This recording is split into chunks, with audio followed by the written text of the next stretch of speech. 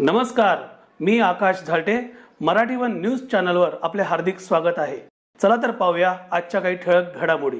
दैनिक लोकमतच्या वर्धापन दिनानिमित्त मुख्यमंत्री देवेंद्र फडणवीस, विजय दर्रा व डॉक्टर विश्वासराव आरोटे यांची भेट.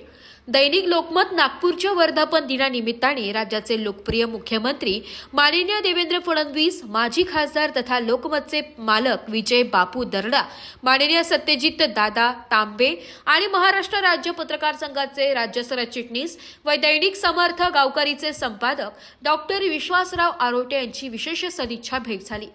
यावेळी महाराष्ट्र राज्य पत्रकार संघ राज्य प्रसिद्धी प्रमुख भाऊसाहेब वाकचौरे व दैनिक समर्थ गावकरी महाव्यवस्थापक संजय फुलसुंदर उपस्थित होते. या भेटीदरम्यान पत्रकारिता क्षेत्रातील वर्तमान घडामोडी, डिजिटल माध्यमांची वाढती ताकद, ग्रामीण पत्रकारितेची आव्हाने आणि जबाबदार पत्रकारितेची गरज यांसारख्या महत्त्वाच्या विषयांवर तिघांमध्ये सखोल व फलदायी चर्चा झाली आहे.